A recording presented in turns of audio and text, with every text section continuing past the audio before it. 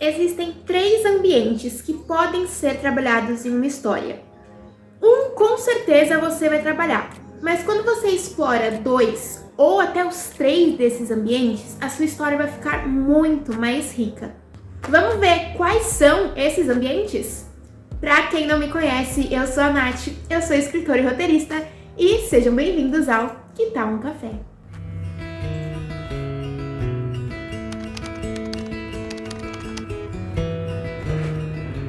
Se você já escreveu alguma história ou está escrevendo uma história agora, você provavelmente já se deparou com esse pensamento. Será que isso faz sentido? Será que vão acreditar se eu colocar isso aqui? Isso porque quando a gente lê um livro, assiste um filme ou uma série, a gente procura por verossimilhança. Não importa se a sua história passa daqui a 3.000 anos ou hoje em dia. Se você escreve situações verossímeis, o seu leitor ou o seu espectador, eles vão comprar o que você está vendendo ali. Eu gosto muito de usar o exemplo de distopias quando a gente fala de verossimilhança. Quando a gente fala de um futuro que está sendo construído com o que a gente está vivendo hoje em dia, é muito fácil de imaginar histórias como Jogos Vorazes, Divergente, 3%, Medida Provisória. Há 2 anos atrás, a gente quase começou a viver um Maze Runner quando começou a pandemia. E tudo isso é muito crível, né? Muito acreditável, é verossímil. Mas para você conseguir, né, essa sensação de verdade, você precisa trabalhar os ambientes da sua história. E eles são 3. O ambiente realista, o ambiente fantástico e o ambiente psicológico. Vamos começar com o ambiente realista, ou seja, a realidade como cenário. O realismo, ele traz o que a gente conhece, ou seja, o século XXI ou algum tempo anterior que você escolha escrever. E o mundo que está à nossa volta. E por que eu digo tempo anterior? Porque se a gente for escrever sobre o futuro, aí já não vai ser, né, realidade, já não vai ser tão realista assim. Já vai entrar no fantástico, que é o ambiente que eu vou falar daqui a pouco. Mais do que falar sobre a realidade que nos cerca, quando você explora o ambiente realista, é legal você dar atenção a certos detalhes ali da nossa realidade que merecem, né, ser objeto da sua história. Por exemplo, no Um Conto de Natal, do Charles Dickens, que é um autor que explora o ambiente realista em todas as suas histórias. Ele quis dar, né, foco ali, ele quis dar um protagonismo à mesquinharia da burguesia. E quando ele cria o personagem do Scrooge, ele explora essa realidade, dando foco a essa parte ruim. O tempo em um ambiente realista, ele é organizado de forma sequencial, linear, né, como se fosse no relógio mesmo, é um tempo cronológico. As personagens são convencionais, são normais, normalmente construídas talvez como arquétipos, como metonímias de um grupo, ou seja, né, aquela personagem, ela representa todas as pessoas que estão envolvidas naquele grupo. As novelas, né, a teledramaturgia, elas são exemplos perfeitos de representações de ambientes realistas. E vamos pegar as Helenas, né, do Manuel Carlos, como personagens realistas. Elas são metonímias de um grupo específico, né? Todas as Helenas, desde Baila Comigo até Em Família, elas vão representar as mulheres da classe alta carioca. Os Ares de Luísa, que é o meu livro que vai ser publicado até o fim desse ano, 2022, ele também explora bastante o ambiente realista, né? Seja no tempo, seja no espaço. E normalmente os livros de romance, né, principalmente chick lit, romance atual, contemporâneo, eles exploram bastante o realismo, o ambiente realista. O Jorge Amado é um outro exemplo de escritor brasileiro que também explora bastante o ambiente realista. Já o ambiente fantástico, ele vai trazer o tudo é possível para sua história. Como?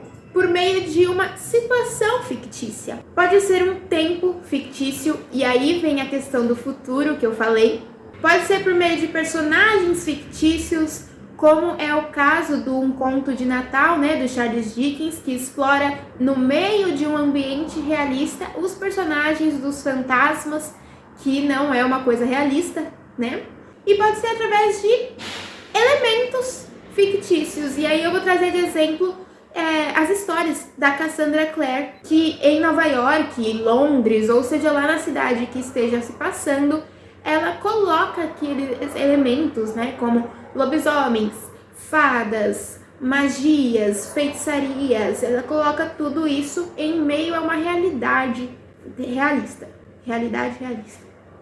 Explorar o ambiente fantástico é fazer um mix entre o cotidiano que a gente já conhece com elementos míticos, folclóricos, oníricos, extraordinários, fantásticos. E fazer isso de forma natural, sem forçar nada, sabe? Sendo verossímil. E esses elementos fictícios, né, oníricos, míticos, eles podem inclusive trazer uma problematização de algo que está acontecendo na realidade, né? Você pegar ali do ambiente realista e problematizar de modo fantástico, como é o caso de 1984 do George Orwell, com o Big Brother, né, que vai problematizar essa questão do controle, da manipulação. Em ambientes fantásticos você também pode ter o rompimento da linearidade, né, do tempo. Então ele não precisa correr com o relógio. E você também não precisa seguir a regra da casualidade, ou seja, da causa e consequência, ação e reação. Claro que com parcimônia e com propósito, né? Que você não vai fazer isso à toa, tem que ter a ver com a sua narrativa.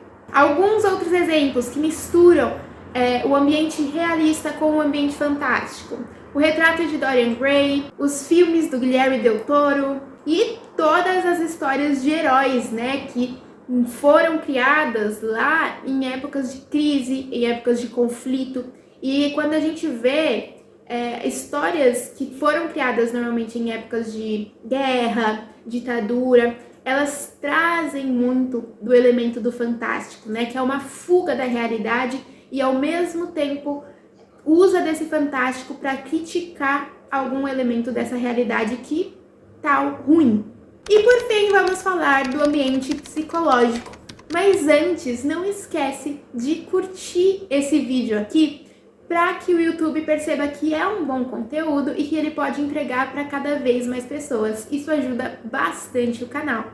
Quando você explora o ambiente psicológico, você explora o que está acontecendo, né? Uma história dentro da cabeça daquela personagem, o seu interior, ou seja, você não vai explorar exatamente um espaço físico.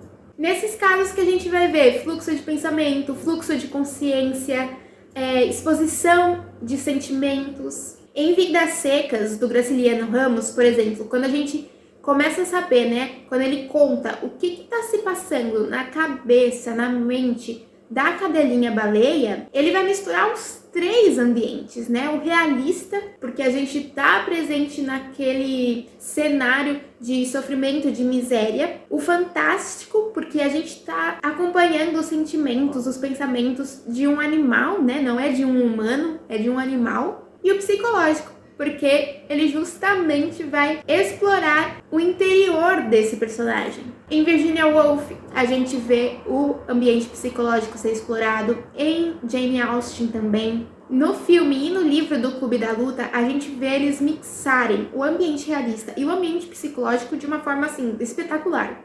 Lembrando que todos os exemplos que eu falei aqui estão com os links na descrição, se você quiser conhecer eles mais a fundo. E também lá eu vou deixar um link para um artigo do meu blog que eu falei sobre verossimilhança, que eu acho que pode ajudar muito vocês. Espero que esse vídeo tenha sido útil e que agregue na sua escrita.